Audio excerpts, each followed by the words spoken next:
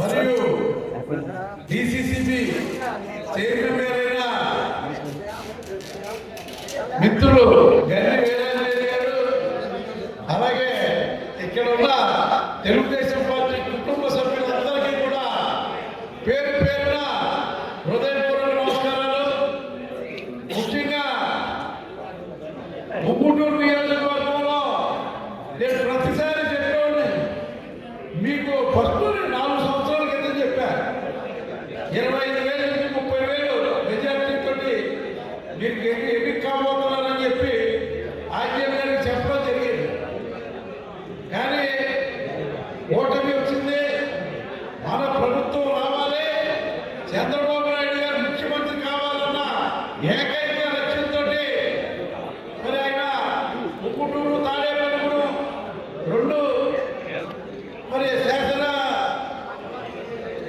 సభ్యత్వాలని మరి కూటమి నాయకులకు ఇచ్చినా ఇద్దరు కూడా ఎక్కడ నిరుత్సాహపడలేదు.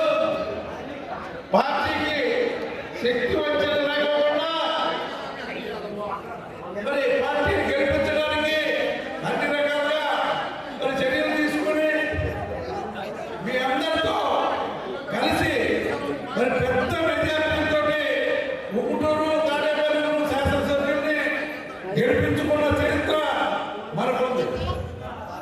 ముఖ్యంగా ఊళ్ళో కూడా ఇబ్బందులు ఉండొచ్చు, చిన్న చిన్న ఆ ఇబ్బందులన్నీ కూడా ఈవేళ చాలా మటుకి తొలగిపోయి ఈవేళ మిత్రులు ఆంజనేయ గారికి ఎమ్మెల్యే పదవి కంటే పెద్ద పదవి.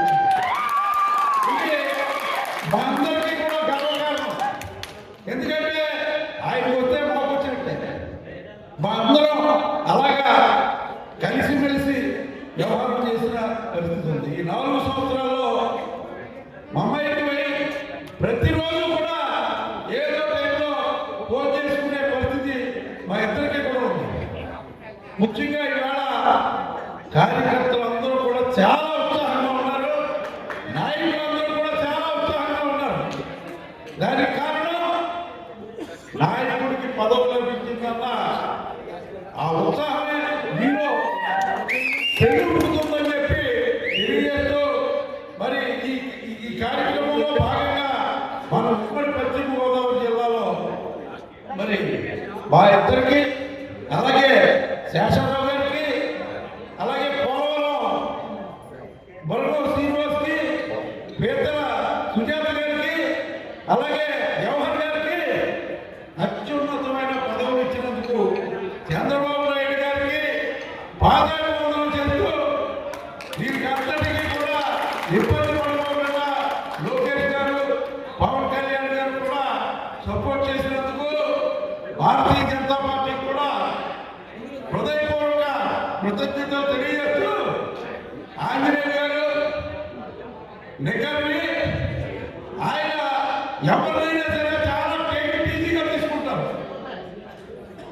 చాలా ఎంతో ఇబ్బందులతో ఆయన దగ్గరికి వెళ్తే వెంటనే దాన్ని ఇలాగా విడిపోయేలాగా చేసే మనస్తత్వం ఉన్న మంచి వ్యక్తి ఆగింది.